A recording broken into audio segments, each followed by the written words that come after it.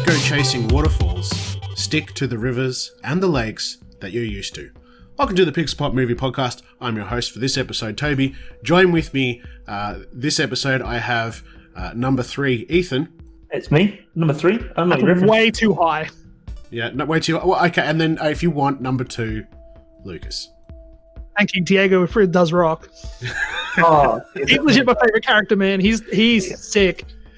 Our topic of conversation, obviously, for this episode is Season 2 of The Umbrella Academy, which aired very recently on Netflix, and we'll be getting to that a little bit later on. Of course, we'll do our usual, we'll do some spoiler-free discussion, then we'll have some very clear warnings and timestamps and such, and then we'll jump into some spoilery goodness. It's been 3 weeks, I think, since our last podcast, so that's given us a bit of time to accumulate a bit of news and rumours and trailers, and it is definitely starting to trickle back out again. It's really nice to see some fresh quality content on the streaming services again now that things are starting to come back together, although of course what's happening in Victoria and other places in the world, it could just as quickly go back to hell again. But before we get into any of that nonsense, let's start off with some good news. Please take us away, Ethan. Well, unfortunately, we don't have good news to start off with. We have bad news. Damn. It is Grant Imahara, most known from Mythbusters, has died at age 49. And this sucks. He was definitely my favorite of the Mythbusters. I don't know if it was stated how, but yeah. I did. I believe Lucas mentioned it was a brain aneurysm. Yeah. I think it was a brain aneurysm. Yeah. But they're always sad because it's just you don't even know it's there, and then you just get up one day to go get a drink of water, and the next thing you know, you're either dead or a vegetable. Brutal. Following on from that, Naya Rivera, known from Glee, has died at age 33. The story around this is horrible too. She was she drowned. She was on a boat for. Did we not mention it? No, we didn't. No, that's right. No, it's just been. I think we spoke about it briefly, but it was not. It was after last episode of the podcast. I think we chatted online about it. Confirmed. Yeah, and apparently her son watched her drown as well, which was we mentioned was quite traumatic. Yeah, well, he witnessed her go down. So basically, she put him up on the boat, and then he said the last thing he saw was her dropping under the water, which that's got to be traumatic as hell. Yeah, that's some Titanic shit right there. Following on from that, Wilford Brimley has passed away today at 85. Yeah, this is another one come out of nowhere. Like, I mean, 85 is not a bad just innings. Awful. It's certainly a lot better than 33. Yeah, I mean, like he had a good run, but just. Yeah, I remember awful. him. Unfortunately, a lot of people. I remember him more in The Thing. I think he was in The Thing, if I'm not mistaken. He was. Cocoon as well. The guy that killed himself, wasn't he? In The Thing, when he first Yeah. All right. Well, I said good news. This is all horrible shit. Oh, it's okay. We're over that now. You just had to get that out of the way. All right. Fucking 2020. We're starting off all these podcasts with fucking obituaries. Well, next we have Giancarlo Esposito, who you know from Breaking Bad and was most recently seen in The Mandalorian as Moff Gideon. And the boys, yes, there's going to be a big part in The Boys too. Mm-hmm. He has said that he sees the next step in his career being the Marvel Cinematic Universe. Give him Doctor Doom. God damn it. There's been a lot of rumors of Doctor Doom, but also of Norman Osborn as the other one that I've heard being thrown around too. Definitely a villain. Yeah. Definitely a villain. Yeah, 100%. The rumors I've heard is that they've been looking to cast a character they're referring to as the Benefactor. And that's a lot of people think that's like Norman Osborn or Doctor Doom or like that sort of character. Moving on from that, we have confirmation from Tom Holland himself that the Uncharted movie has started filming with him and Mark Wahlberg in Europe. And because of that filming having been delayed, segues into another bit of news, and that is Spider-Man 3 has been delayed till December 2021. Which is interesting because this has now taken the date of Avatar 2. So you have a whole bunch delayed. I don't have that anywhere. What's that? All the movies that got delayed. Oh, I know there's a heap. They haven't officially announced a lot, but yeah, I know that Avatar 2 was pushed back like a year each, I think. Yeah, I know that Spider-Man now is essentially taken Avatar 2 spot, which that's going to be a money spot when that rolls around. Like, that's going to make so much fucking money. Next we had a trailer for Project Power, starring Jamie Foxx and Joseph Gordon-Levitt. Netflix original movie. Did you guys see the trailer? No, I didn't yet. I haven't had. I've had a very busy fortnight. The premise is pretty much you pop this pill, and it gives you superpowers for 5 minutes. You don't get to choose the superpower. It's different for each person. That's just what I'm getting from it. But yeah, you take it. You have superpowers for 5 minutes, and it's sort of like it's like a criminal drug sort of thing. Like it's not like right. So you the sort police, of you pop it, then you run into the bank, and you know. Yeah, pretty much. You pop it. It gives you like invulnerability or immortality or some shit. You go in and you do whatever the fuck you want, rob a bank, and then you go out and that's it done. Right. Yeah. Rocket Power also stars Machine Gun Kelly and Casey Neistat are in there as well. Casey Neistat's in the movie? Yeah. What the hell? Next we have some casting for the Black Adam movie. They've cast Noah Centineo as Atom Smasher. So I can't believe they got the new He-Man to be in a DC movie. I think he's going to kill it as He-Man. It's going to be great. Is that skinny kid that weighs about 4 kilos? Yeah. The one, your favorite actor. I don't think I've even seen him in anything else. Like, what else has he done? About 20 Netflix rom-coms. Yeah, I was about to say he does a lot of like teen Netflix stuff. So the 12-year-old that weighs 40 kilos and did a few rom-coms is going to be He-Man. Yeah. Now, yes. So all I can think of is someone looked at his acting ability and said, "This kid can act. We want him to be He-Man." And then someone said, "Just back the steroids bus up. Like, just back that fucking steroids bus right the fuck up." What? Or mad CG. Like he's just mocapping He-Man. Or it'll be Shazam. Like when he's Adam, he'll be the skinny little kid, and then he'll just transform into He-Man, and it'll be Dwayne Johnson or something, and that's fine. Which I actually find this interesting because I kind of had the thought that maybe the Black Adam movie will be set way in the past, in like the ancient Egyptian times, which lines up with his character in that. But it seems like it's not. It could be like some of the 1900s, because our rumors going around that it's going to introduce the Justice Society of America in the movie, which Atom Smasher was a part of. Right. So we could be getting an actual film version of that, whereas they showed up in Legends of Tomorrow, and there's apparently a Stargirl TV show which they showed up in as well. That makes sense, because they would easily just hook Wonder Woman into that as well. They could if they wanted to. If they wanted to. Just to help, get people into the cinema. Or it could be like a X-Men First Class, where they go see her and she's like, "No, I'm not interested," like they did with like Wolverine and X-Men First Class. Yeah, it could be just a cameo sort of thing like that. But anyway, there's the DC Fandom event is this month sometime. I'm just having a look. It's pretty soon. August 22nd. We're going to get footage and more information for Wonder Woman, the Batman, the Suicide Squad, and Black Adam, and some more stuff on the Snyder Cut as well. We'll be getting that too. Trailer for New Mutants for the Comic-Con at home. A little 50-second one showing a bit more action in that from the movie. This is still looking good. Still disappointed that it's not releasing on Disney Plus and it's still going to cinemas, but what can you do? And some other shitty news. Tenet has been delayed again. It's now August 27th for Australia, and it'll open in America at a later time when situations allow it to, given the current climate of the world. Listen, it could be worse. We could be getting it, later, way later on. I'm still pumped that it's even coming out, but it's going to be very interesting because, again, it's going to open up against New Mutants, and it's actually opening up against something else. Yeah, well, let's be clear. It's opening in Australia at the end of this month, everywhere except for Victoria. Yeah. Victoria, you get nothing. Go to your room.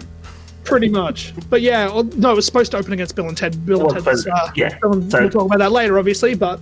Bill and Ted's now been delayed to September 10th in Australia. Yeah, so that sucks. It's going to be video on demand first, and then go to cinemas later, so... And some weird news, Dave Franco is playing Vanilla Ice in a film called To the Extreme. Yeah. I don't know if you guys ever gave a shit. I mean, because after Vanilla Ice sort of did the white rapper thing and had his fame there, he left all that and went off and did, if I'm not mistaken, he got into motorbikes or something. He did like motocross or something. I think it was something like that. I don't know. He did something like that. He went off, I'm pretty sure he got into sports. I think it was motocross. I could be very wrong. But I know he went off, because he had that sort of couple of big hits in the 80s or whatever it was, and then... Oh, wait, it is an odd one. Because really, it's sort of... there's a lot of people I could think of doing before that, but then that might prove my naivety, and perhaps it is a story worth telling, because maybe the guy went and did. It's sort of like MC Hammer, for instance. You know, he had his big hit, but then he's played a huge part in the music industry as a producer and all the rest of it. So maybe there's a lot about this guy I don't know. I guess that's... Hey, don't knock what Vanilla Ice did for the Ninja Turtles, right? Oh no, I won't. So apparently in 93 he began competing in jet skiing as well as resuming his motocross career. There we go. I wasn't far off the mark. Hectic. Good on I didn't actually know that. I did know that he did motocross competitively. There you go. Next we have Netflix is developing a Beyond Good and Evil movie. Yeah, based on the video game. PC adventure game, yeah. Yeah. Which did it come from out the on director, Xbox as well? I can't remember, but yeah. What do you reckon we'll get? Yeah. What do you reckon we'll get first, the video game or the movie? What do you mean Beyond Good and Evil 2? Yeah. I would say we have a high chance of getting neither. Now, the video game's coming along good, so I don't know. And we also don't know what the movie's going to be based on. It could be actually based on the first game, or it could be just based on the universe. Or something like that. Yeah, something like that. We don't know. It's very early stages. Have they said if it's going to be live action or not? No. All it is the guy who did Detective Pikachu. He's doing it. That's it. Okay, cool. So high chances it could be a live action animation. Yeah, it'll be a mix of live action and animation. So yeah, just cool. like That makes Detective Pikachu is. Yeah, that makes sense. Tony Cox is confirmed to return to Scream 5. Those Yeah. So I'll get excited when Drew Barrymore comes back. She died in the opening scene of the first movie. Don't care. Bring her back. What the hell? I know. I didn't watch the fourth one. I'm not. Yeah, what's this Happy Joy, the Ren and Stimpy story trailer? Okay, yeah. So it's it's a documentary that's coming out this month, I believe. It's entitled Happy Joy, the Ren and Stimpy story, and it's the story behind the show and its creator John Kricfalusi. There's an awful lot of controversy that went on. Obviously, one with the show being extremely controversial for the time. It's the precursor to your Adult Swim kind of adult TV show. Without Ren and Stimpy, you would be hard to. You probably wouldn't have had South Park. You probably wouldn't have had a lot of those sort of mature cartoons. It really set the way. But Kricfalusi had a lot of stuff going on, questionable stuff going on, and it's going to be a really interesting story to hear, especially if you are a fan of the show. But yeah, I mean, I'm keen because I grew up, well, I wouldn't say I grew up, I was in my late teens when the show came out, but I spent many time getting high as a kite watching Ren and Stimpy and had good times. So I knew about the drama behind the scenes, so I'm keen to sort of see the true story, I guess. I was doing a quick read of it. So apparently it's less about Ren and Stimpy and more about the guy that created it. Yeah, Kricfalusi, was way ahead of his time, but I know there was a lot of issues. I think, and I could be wrong, I think at one stage too, he had a girlfriend who was like 15 or 16. I could be wrong there, but I think there was something like that. And I know there was a number of other issues surrounding him and the show. The quick blurb here is that basically he was considered incredibly revolutionary for his time and was also incredibly eccentric, but then also was using his position as the creator of Ren and Stimpy to take advantage of young women. Yeah. So unfortunately, and there's no excuse for it, but unfortunately a lot of the time you get these weird eccentric people that do come up with amazing, crazy stuff, and then they've got all these fucked up vices, and that was obviously he. So again, not condoning anything that the man did at all, but this is just, I knew there was always rumours, and it's not just that, there was other things going on as well, and there was a lot of aggro between the studio and him. But it's an interesting story in so much that at least it was a precursor show to what came after, and I think it's just going to be interesting to watch, and then, so I'm looking forward to it. So moving on to some trailers we got. We have Marvel and Hulu's Hellstrom. Ooh, this looks really good. This looked really, really good. Yeah, and I'm a bit disappointed with this because this was announced at the same time that Hulu was doing a Ghost Rider series.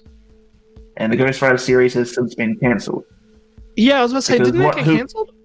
Yeah. So what Hulu wanted to do is they announced both of them at the same time as being picked up for a series. And they're doing the Robbie Reyes, who was one of the best parts of Agents of S.H.I.E.L.D., is going to be him playing Ghost Rider again.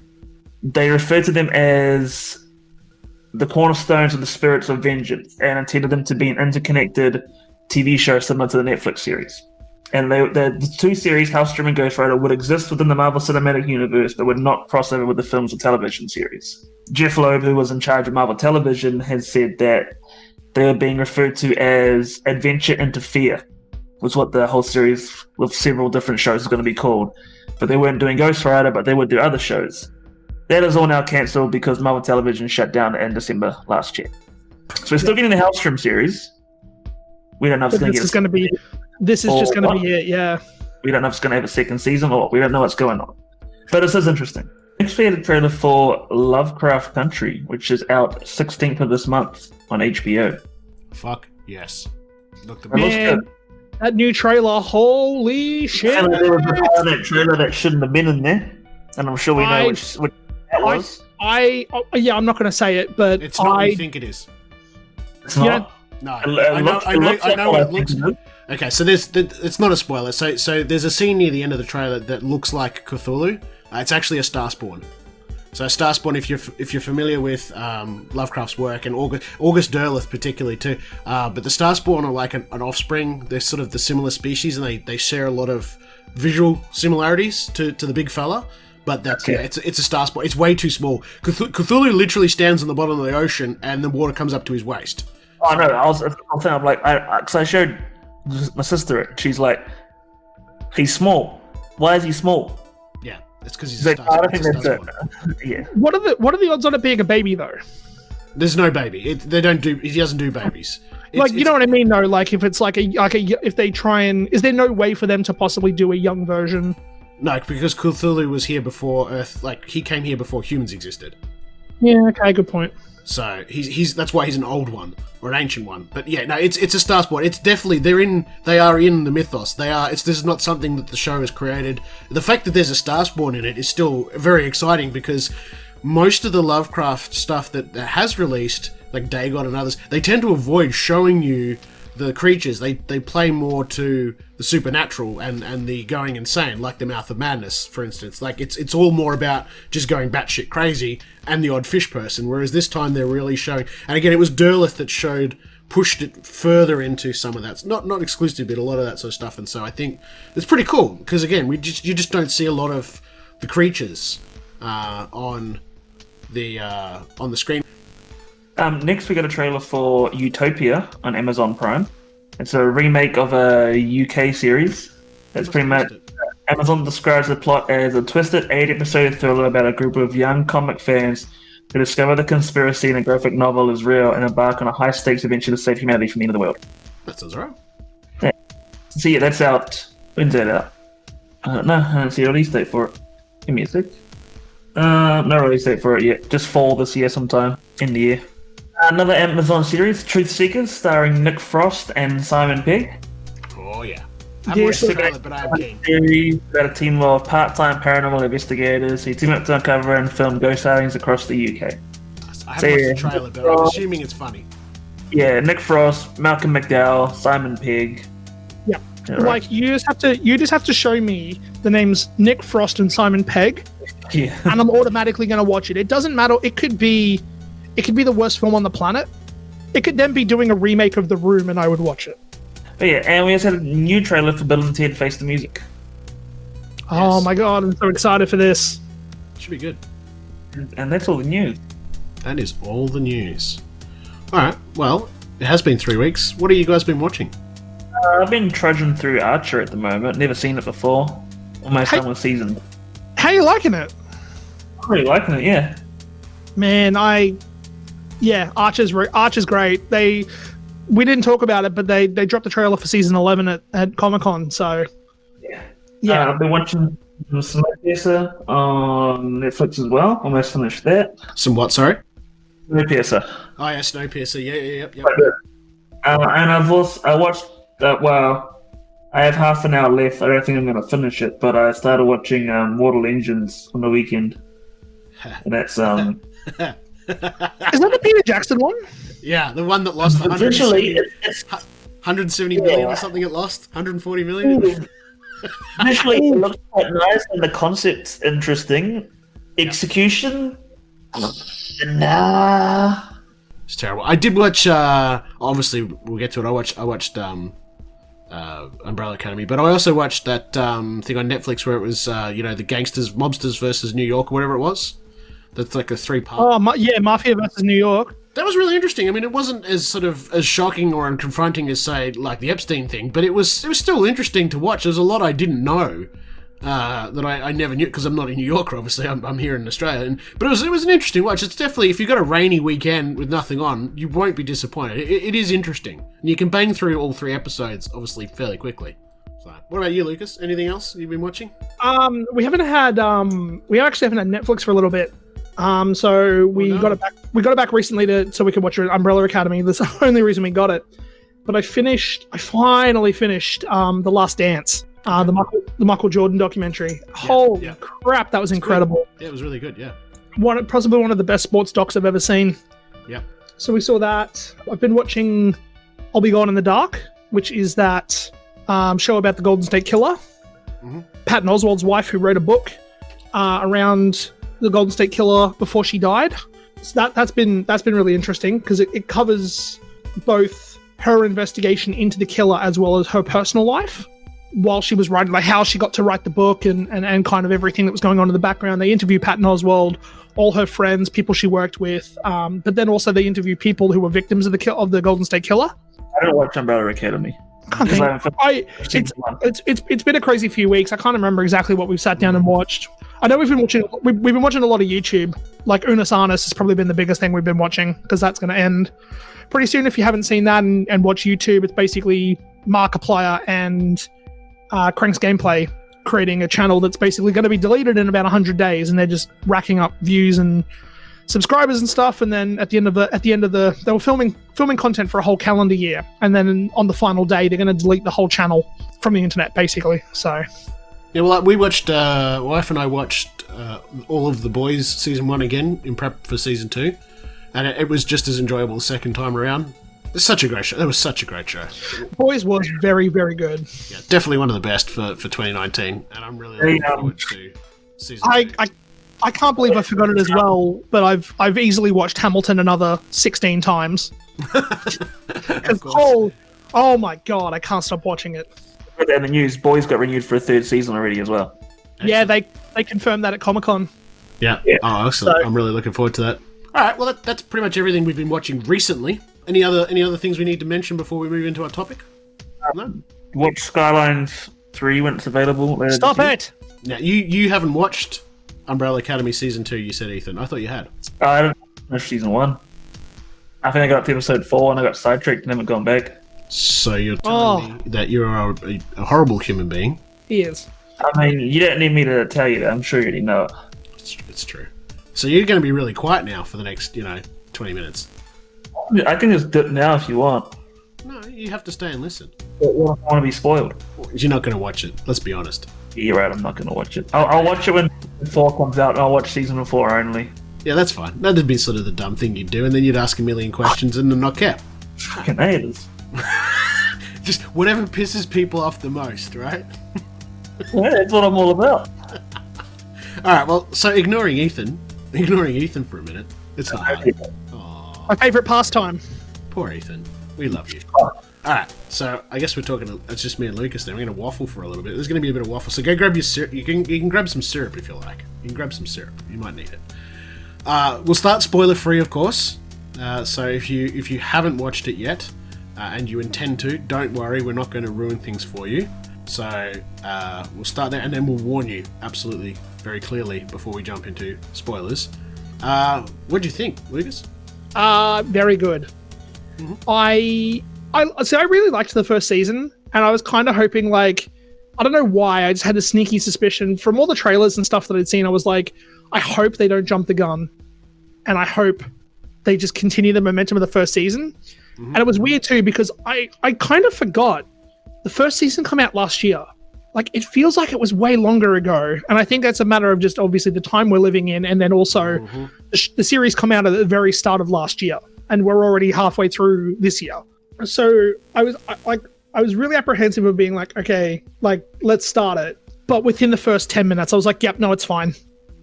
Yeah, no, I'm exactly the same. I knew it had come out, and for whatever reason, I was apprehensive, and I had this gut feeling it was going to be shit, and I was not going to like it.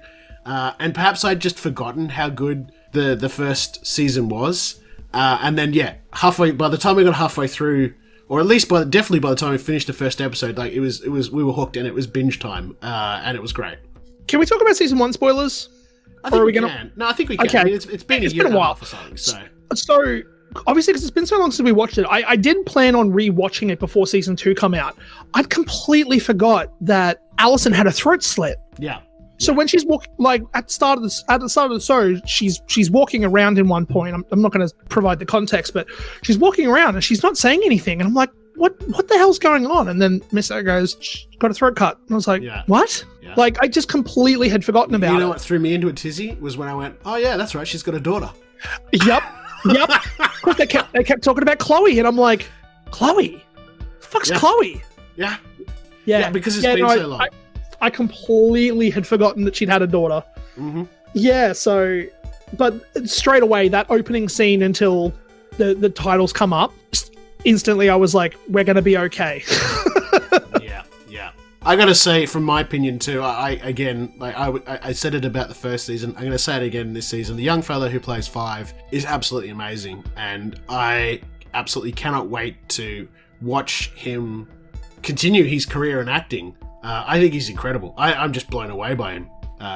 What's his? Because he's also the youngest member of the UN. Like fucking, is he a member of the UN? Fucking whatever it is. Like bloody, goes up and gives speeches and stuff on don't be dicks.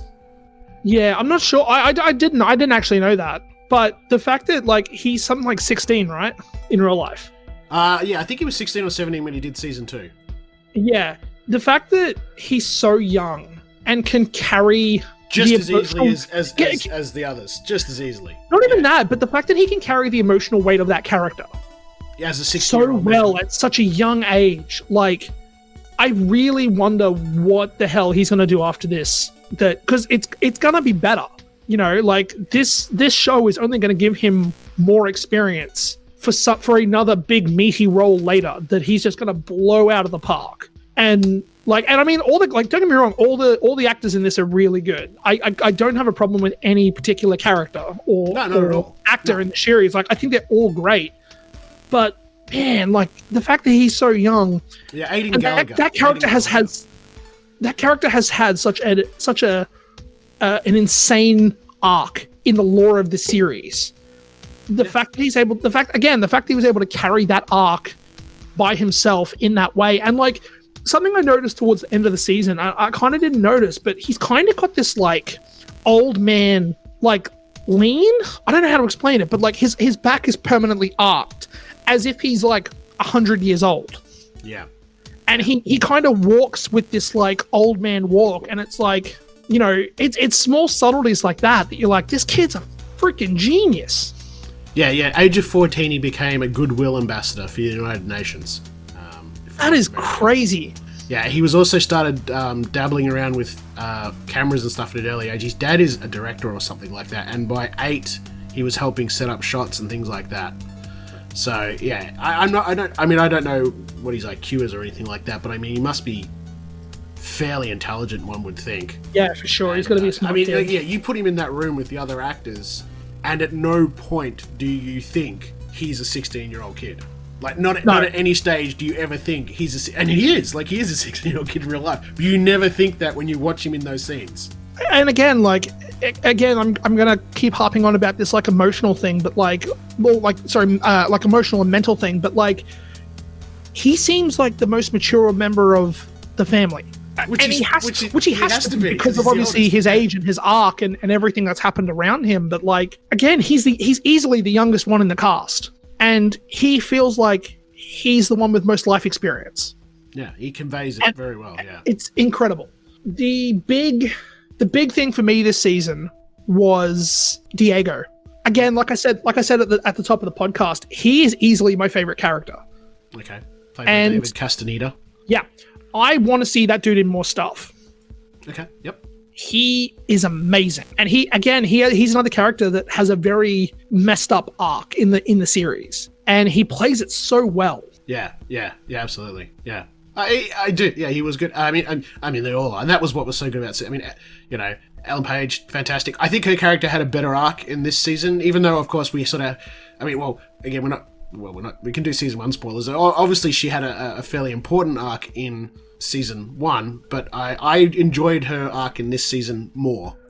Then, ironically, really, I think out of all the characters too this season, Luther, played by Tom Hopper, he really seemed to have the smallest sort of story. His was the most simple, I think. Yeah, I think a lot of it, we can't really go into it, but I think a lot of it is based around his arc from the first season couldn't play in the second season, if you catch my drift. It's sort of like that Dungeons and Dragons game, and your party gets into a murder mystery quest, and so the barbarian just has to sort of sit in the tavern and quaff ales while the rest of the group gets on with it, you know what I mean? So, I did this last season too, but I was watching it, I'm like, man, this guy looks so familiar. I couldn't pick what I knew him from, and I did it again this year.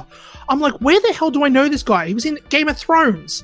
Yes, yeah, he was Rickon. He was Dickon Tarly. He was Samwell's brother. Yeah. I completely forget that he was playing that character because again, he's so wrapped up in the role of Luther that you kind of forget that he's done other stuff. Yeah, and as well, going into the first season of this show, the only people honestly I knew was Ellen Page. That's it. Everyone else to me was and Robbie Sheenan. Who plays Klaus. Also, he's also Everyone in else. Mortal Engines as well. Hey, he's also in Mortal Engine. He's the lead role in that. I remember that's the British series. That's what I know him from. Robbie Sheenan. Yeah. I know him. He plays Tom Natsworthy in Mortal Engines. But as much as Mortal Engines is shit, it's great because you watch that and you see him in that, and then you just that makes you realize how good an actor he is. Because when you come back to the Umbrella Academy, he's completely different in every way. In every way. And it just shows you the caliber of the acting in Umbrella Academy and how good it is. The script writers and the directors are really squeezing these guys and they're doing an amazing job. Yeah, I mean, I remember first finding Robbie Sheenan when I was watching Misfits back in 2009. And I was like, man, this kid's going to fucking go places because he was incredible in that series. Which I didn't expect at the time that the breakout star of that show would be... Owen Rion. His actor name's Owen Rion. He played who was he in Game of Thrones? He was the bastard son of fucking what's his name that took over Winterfell and all that. Yeah, I can't think of his name. Battle of the Bastards. His name will come to me eventually, but yeah. I never thought he would be the breakout star of that show. But Robbie Sheenan, he only did 2 seasons of Misfits before he was like, I'm gonna punch my ticket to Hollywood, and didn't do a lot for a while until Umbrella Academy come along. Kind of did, he was in a lot of stuff as kind of a background character, but never anything at the front. So, yeah. Apart from that, though, amazing second season. Can't wait for the third. I don't know if it's confirmed, but there's no doubt they're going to be doing it. Oh, for sure. Yeah. And then, again, we won't go into spoilers, but Ben had a good arc this time. Probably more so than the first season. Oh, I'm going to get into that, the spoilers. We will. I will say there's definitely that this series is can get very political in places, and as someone, and I'll be honest here, I'm as you know, I'm a person that tends to avoid political stuff in shows, especially if it's in my face, because it just pisses me off. It never really, it's there and it's relevant, and but I would only say for me, and others will disagree, I felt it only dragged its feet once or twice. By and large, it didn't bother me.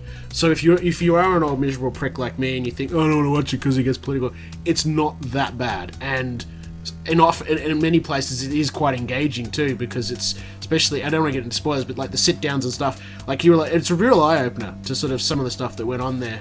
Yeah, and I suppose in this context, it really shows you what happens if you time travel and you go back into these times, what could go wrong. Yeah. So it's a bit of an interesting eye-opener there. But yeah, I know, look, there are people out there that are more miserable than me. They're like, oh, you don't want this shit. It is there, but it's not, it's definitely not the... It's not the focus.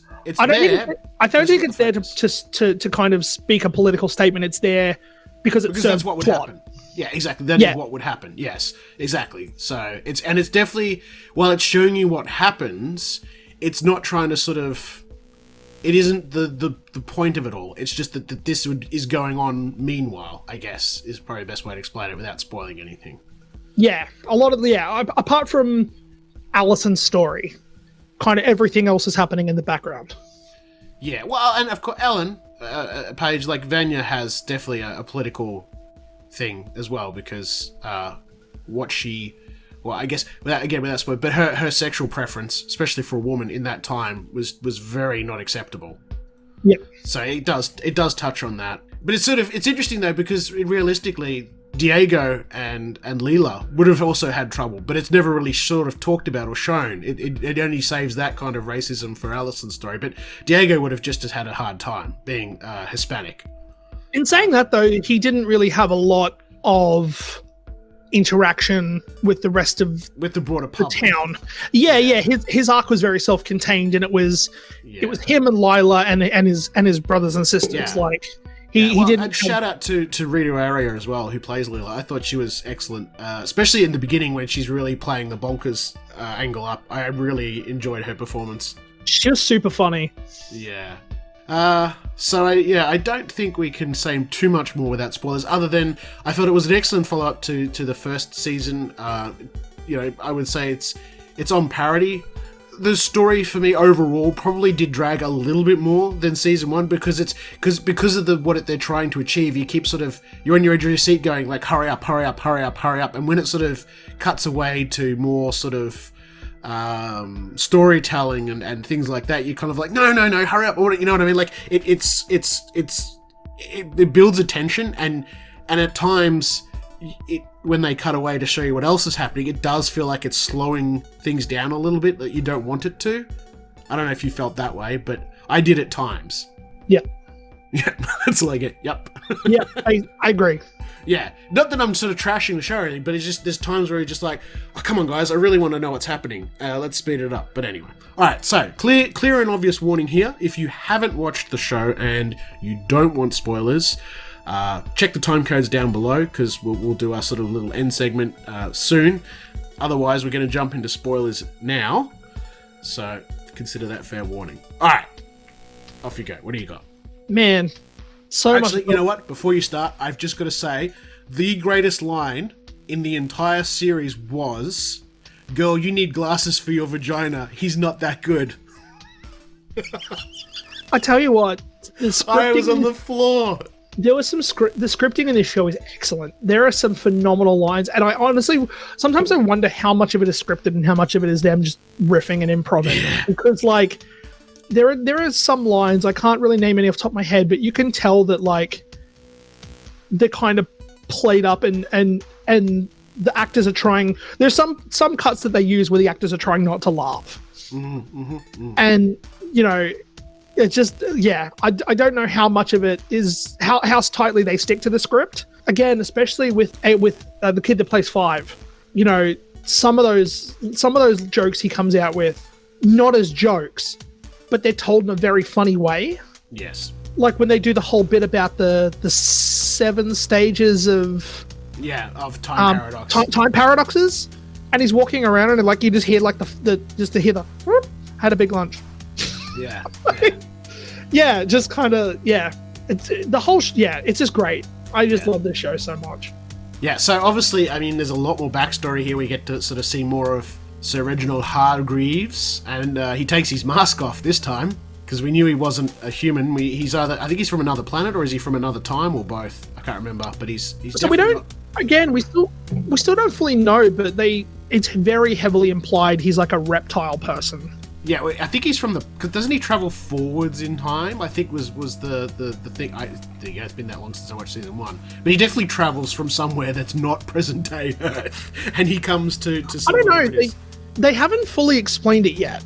Because doesn't he? I thought it was Wizard of Oz kind of thing. Like he gets in a hot air balloon, or he got in the machine or something, and he flies. I don't know. It's been a while. I'm not sure, but like... He's not... Because he arrives in the major city, and that's when he buys the... You know, he sees the umbrella shop, and he buys it and all that sort of stuff, and they give him money and everything else. But, yeah, the point is, he's an interesting character. We see Mum before she gets converted. You know, we see the human version of it. That sort of stuff was really cool and interesting to see. I'm really sad that there wasn't more... I would have loved to see more Hazel.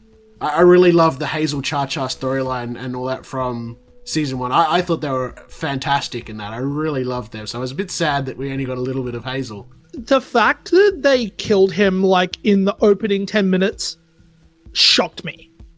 It's probably meant because but like obviously we know him, or I know him now from Mindhunter, and I was surprised. I'm like, they're definitely like there's gonna be more Hazel and 5 shenanigans. Like it's gonna be fine. Everything's gonna be great. And then he's like killed, and you're like, what? Like why?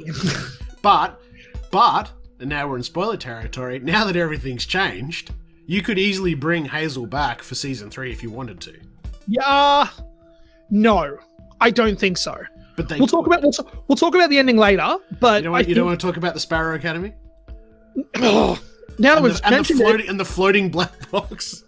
Now that we've mentioned it, we kind of have to. But no, I think Hazel exists outside of space and time. Okay. So he's essentially hardway killed. Whereas the sacrifice of Ben in the past, when they go back, and it's basically the 6 of them going back to their timeline, they hope, and they end up in that in that new universe, essentially, where Ben is the leader of the Sparrow Academy. Ben's stuff can easily be undone because he doesn't exist outside of the space-time continuum, whereas Hazel does. That's why Cha-Cha won't come back. That's why it's very likely the Handler won't come back. Like, a lot of those characters that died that were part of the commission, I don't think will come back and that will be the reason why. Yeah, fair enough. Still, I did like his performance, and I do think he's a great actor. So, I mean, I wouldn't object if they decided to. Let me put it that way. Absolutely, I think he was phenomenal in Mindhunter, and he was fantastic in Umbrella Academy as well. So, yeah, hopefully as well. Though at the same time, he kind of gets offered bigger and better roles now because of those 2 shows. If you guys go through and watch it again, have a look in the background for how many fucking sparrows you can see all the time. In season 2? Ridiculous amount of sparrows hidden throughout, like even just sparrow symbols and paintings and drawings throughout the entire season. Okay. I watched a video yesterday. I was like 51 like Easter eggs in season 2, and that was one of them. Is that there's like sparrows literally everywhere in season 2. Another big one was the American callback as well. What was the what? Sorry. The Captain America callback reference to Endgame in it. Wait, I missed that. What was that? And the young kid who can time travel is fighting himself, and he says, "I can do this all day," as he fights himself. Holy shit, he does. Yeah, that's true. Yeah, he does. Yeah. That's funny. I completely missed that. That's really funny. Yeah, I did. I got it at the time, and then I kind of forgot about it. I gotta say that the chap who played Ellis, was it Ellison? Elliot. He was pretty cool too. The sort of the chap who watched them all zap into the alleyway and became all kind of. Who had this mad passion for Jello. Man, so Brandy actually explained that to me. Apparently, everything was in gelatin. At the time, it was like a symbol of status or something. Like, right. If you had gelatin at that time, you were rich. So yeah, something like that. I don't know the full story, and I don't want to kind of bastardize it, but yeah, there's apparently back in the time everything was gelatin. So yeah, again, that kind of feeds back into the times where like he makes the tuna jello, and he's like, got tuna jello, and they're all looking at it like, what the fuck is this? That's just because that was normal back then. Right. Okay. Well, there you go. See, we lose some of those Americanisms when we watch it here because obviously. Yep. 100%. Because I was sitting there and I'm like, what the hell is with the jello? And then Brandy, she explained it to me, and I was like, oh, okay, that makes sense, I guess. Right, that makes sense. Okay. That makes sense, I guess. I just, I like you. I thought he was just a fetishist for gelatin. I didn't get it until she had to sit down and explain to me, like, how it all worked. Yeah. Yeah, no, it was. I think, although I do think of course, I forgot to touch on the fact, because Klaus obviously deals with some homophobic issues as well. But again, it was never in my face, and it was quite sad, actually. And now going forward, Klaus is probably going to be even more lonely than ever, I suppose. So yeah. But everyone had interesting. I suppose the other thing, I think for Luther too. Now that I think back on it, he seems to be a lot more comfortable with his appearance. He spent a lot of time without a shirt on, or he only had a singlet on, whereas previously he was very self-conscious about it and always covered himself up. Yeah. So maybe he's coming a bit more to terms with who he is. But I think as well, like, that kind of comes from the fact that when he was in the fight pits, that people were essentially cheering for him, and there was a lot of positive reinforcement to his character. So he was like, I'm a big dude. I'm a celebrity now. Like, people like this. Did you recognize his opponent, the big guy? Did you recognize? Yeah, it was probably Robbie Mallier. I said from, that Sherlock amongst Holmes, amongst others. But yeah, I recognize him immediately. Big boy. Did you know he used to be a pro wrestler? Yes. Yeah, he was in the WWF back in the 90s. Yeah, which is insane. But whole other story. But yeah, he was also in that Becky movie with Kevin James that recently came out. Yeah. Anyway, he's a big lad. Sidetracked, but yeah, no, he was great in it. I thought his part was very small. He always seems to play like a broody type character, which I think is funny. But yeah, and that opening sequence too, with showing the Doomsday, really had an Avengers feel to it, didn't it? You know, like they're all sort of using their powers and fighting the Russians, and it was very Avengers, like, you know. Yeah, it was that single. Yeah, there was that single shot from the first Avengers movie. I feel that. Yeah, definitely. And obviously we got to see more of Pogo and how he came to be as well, which was interesting. So all that sort of stuff was. Oh my god. Yeah. So when they flashed back and did the funeral for Ben, and they showed you that, and I saw Pogo, my heart just was like, oh, yeah, I miss him. So and I mean, we could touch on stuff all day long. We shouldn't, because we'll run out of time eventually. But interesting, the character of Harlan, played by Justin Paul Keller, the young boy. Again, great acting, playing a young boy with what appears to be Asperger's. I'm not a doctor. I don't know if that's right or it's autism, one of those. But obviously has mental difficulties, and played it really well. But very interesting for his character because, you know, he drowns. And then Ellen Page's character brings him back with CPR, and she sort of gives him some of her powers to do so, and then there's that connection. But then at the end, when she takes the power back, the throwaway at the very end is we see he's still levitating a toy in his hand, so he has some powers. The question is, I suppose, going forwards, is that going to come back to haunt us, or is it just a neat little throwaway and nothing more? I haven't read the comics, so is his character Harlan, is that even in the comics? So I've never read the comics. Okay. But I was talking about it with the missus today. She read the first volume forever ago when it came out. But when the first volume come out, it is very different to the series. Yes. And I'm talking like the basic threads in the series are from the book. You've got the love relationship between Allison and Luther. Klaus is a drug addict. He can see Ben. Five did his whole time travel thing. And Vanya has no powers. Diego is emotionally neglected by his father. Kind of all the basic plot threads that have run through the show. The big difference is that Vanya gets recruited to the orchestra. But the orchestra are the villains. They're this thing called the Apocalypse Suite. And their whole plan is that basically they're looking to dominate the world using music. And all the people that are in the orchestra have powers. Right. Anyway, when she's playing the violin at the thing, she finds all this out and she's like, no, I'm not interested. She goes back to warn basically her family that these evil people have tried to recruit her, but she doesn't have powers. Diego loses his shit at her. She ends up joining them anyway, but then finds out she has the power of the white violin. Right. And she is the villain in the story. Like, she is their antagonist. Right. So when it comes to the show, like, she has the antagonist. She technically is the antagonist of the first season that leads to Doomsday, that then pushes them back into 1963 or whenever it was. Yeah, in the books, she is their Red Skull. Yeah. And they completely gloss over that. And are just like, oh, she doesn't understand her powers. She's part of the family. Like, yeah. I did read a quick article that sort of pointed out some of the differences between season 2 and the comic book as well. But, I honestly think that's it often happens. And we've talked about it before. If you're a Puritan of the source material, obviously there's times where you're going to be disappointed or upset. But, I mean, I haven't read them, you haven't read them. But, I mean, as somebody who hasn't, I find them entertaining and enjoyable. Hopefully people who are familiar with the books aren't too upset. And at least you're getting a version of the story, I suppose, if that's any kind of commiseration. Yeah. But, yeah.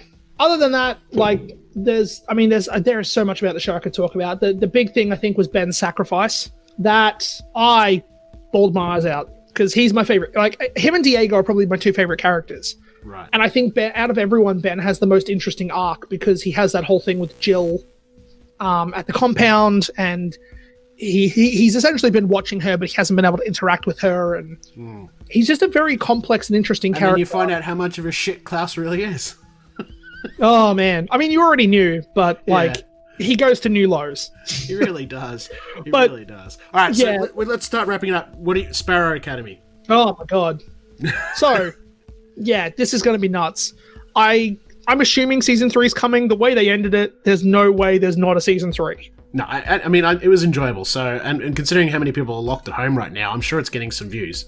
Yeah, well, I think I saw the first season had something like 45 million views in the first month. And at the time, like, it was only going up. So I'm wondering what season 2, if they're going to drop the numbers for season 2, what they'll be. Yeah, so many people. With everyone being locked down. Now. I imagine subscription services must be doing really good business. Yeah, they've got to be making bank. Yeah.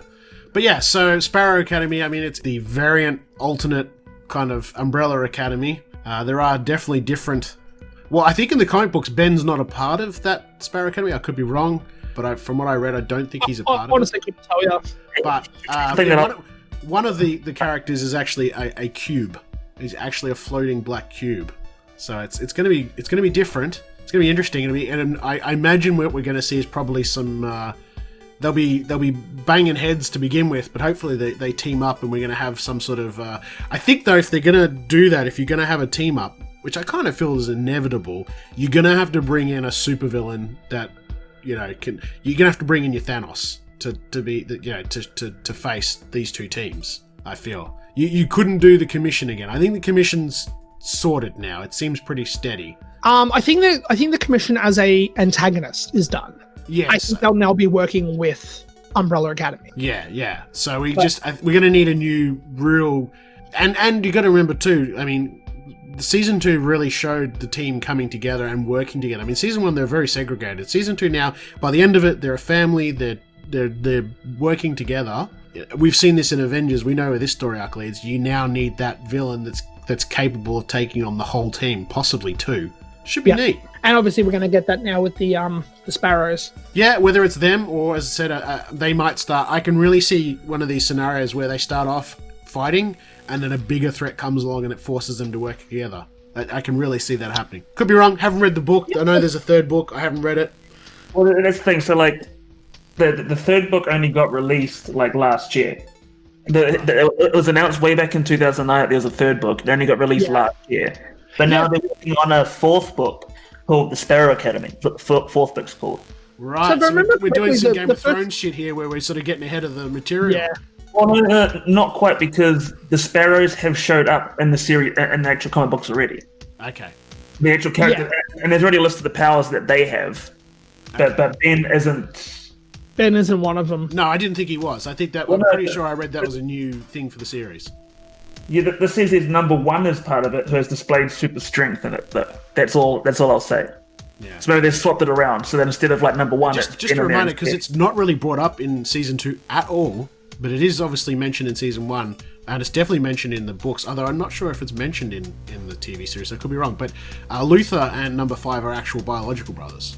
I'm pretty sure it's mentioned at the beginning of season 1. But yeah, so they're the only 2 in the team that are actual brothers or actual family. I don't know. I don't remember that. Yeah, they are. Yeah. Number 5 and Luther are biological brothers in the comic books, and I think it's mentioned. I can't remember if it's mentioned in the TV show, but in the comic books, they're biological brothers. They're twins. They're just not fraternal or whatever. In the comics, Klaus has more powers than what he has in the show as well. He does. Yes. Because what does he have in the original story? He's the one that throws a shield up to stop the moon. Yeah, because he's the only one that he only has the fucking be able to see dead people and talk to them, right? That's his only power in the show at this stage. But in the comic, he has force fields and stuff. He has telekinesis and he can levitate. Yeah, exactly. Yeah, and I'm pretty sure in the comic book, when the moon or whatever it is that's coming crashing down or is going horrible, he throws up a massive barrier to stop it. Mm-hmm. It's his big defining moment. Rather than having Ben crack out his ghosty tentacle boys, he does a shield. But yeah. Anyway, we could waffle. We could definitely go a second bottle of syrup here easily. It's good. It's worth the watch. It is enjoyable, and especially if you're stuck at home. I mean, why wouldn't you? And for me now, great, awesome. Let's move on to Boys Season 2. When's Boys Season 2? Let's do what's coming soon. When's Boys Season 2 coming? Sorry? First round. So September 1st, I think. Give me a second. Yep. I didn't realize this, but it's going to be airing weekly. Boys? Yep. So 3 episodes drop. Yep. I found out last night. So the first 3 episodes drop September 1st. And then a new episode every Friday until the end of October. Fuck off. Yeah, so I got a sneaky suspicion the reason they're doing it this way, because everything else Amazon has dropped has been binge drop. I think they're going the other way with binge dropping in quarantine and basically doing like the Disney model now, where they're going to release everything weekly. I think they're doing it. Yeah, exactly. They're doing it to keep subscriptions. Yeah, motherfuckers. But yeah, I saw that last night because I was googling the date because I'm like, shit, this has to be really soon. Lovecraft Country hits hits Hulu or whatever it is the 14th, I think it is, this month. Yeah, I've got a list here. Good man, lay it on me. We've got Lovecraft Country, August 17th. It's going to be on Foxtel now and binge on the day. Beautiful. Hell yes! So you don't have to raise the flag and sail the pirate seas. Not at all. Get her on binge, baby. Yeah, I'll Be Gone in the Dark that Lucas was just talking about. That's coming to Foxtel now and binge on August 9th. Yeah, I think the whole thing's coming at once too, right? Yeah, it might be. Episode 5's tonight, and it's 6 episodes? Yeah, so I might have to get binge. I might have to get binge. Honestly, man, pull the trigger on it. There is some really good shit in there. Even if it's just for a month, like I can always cancel after a month, so... if binge wants to throw some coin in for the promo, but they're doing 2 weeks free. Yeah. So you can definitely get. I might even Google because sometimes they do like people get codes for fucking longer versions of shit. I don't know. I'll have a yeah. If you're on Telstra, they're offering 3 months or 6 months free to get Telstra. Nah, fuck Telstra. they get cyber attacks on their MBN, and then you have to go. Oh, it's not really a cyber attack. We're just shit. Fuck Telstra. Anyway. And we've got Cobra Kai season 1 and 2 are coming to Netflix on August 28th. Oh, good. Yeah, I didn't quite finish season 2, so I'll finish that off before we go season 3. What was that one? Cobra Kai. Coming to Netflix. The Karate Kid TV show. So they are bringing the first 2 seasons over to Netflix as well, which is good. Watch it. Yeah, I said that earlier. Yeah, do it. It's good. If you haven't seen it, Orphan Black season 1 to 5 is coming to Amazon. It's already there right now. I've heard that's really, really good. Really good. So that's out on it now.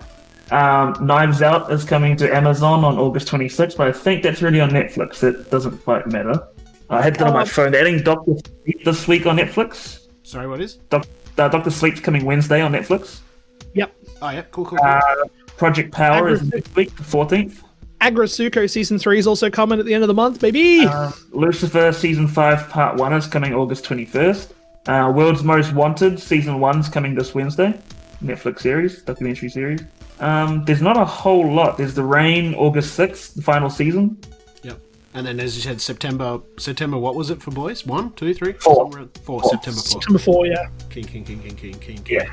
There's not a whole lot at the moment. No, but it's getting there. I know we didn't put it in the news, like filming on Shang-Chi has resumed.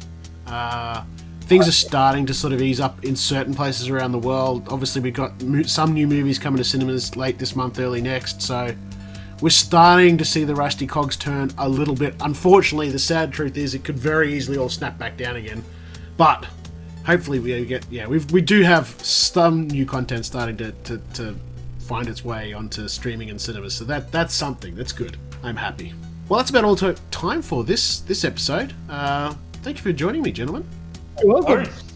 Hopefully, the cogs keep turning, and we get more and more trailers and tidbits and news coming. But we'll play it by ear, of course. The dream is eventually get back to fortnightly, but that's just not going to happen really until the world settles down a little bit. But at least things in certain areas, certain pockets are starting to return to some form of sanity. So.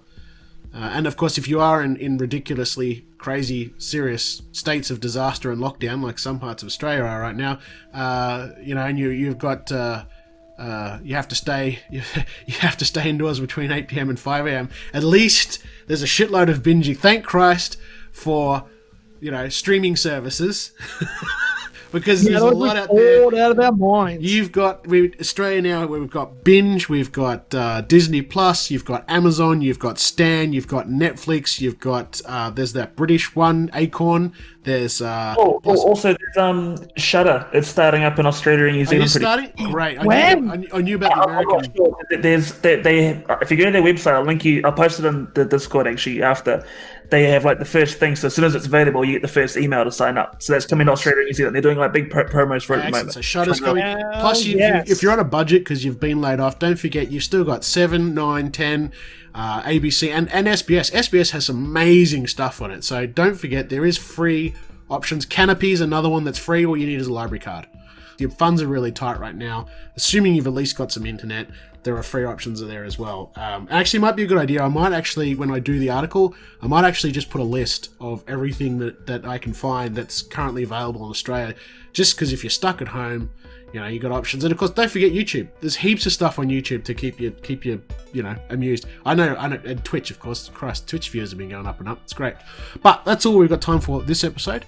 Thank you again, gentlemen. We'll be back hopefully in a fortnight, more likely probably 3 weeks. Until then, stay indoors, stay healthy, stay clean, keep your chin up, and we'll catch you in the next episode. Dun, dun, dun, dun, dun, dun, dun, dun, dun.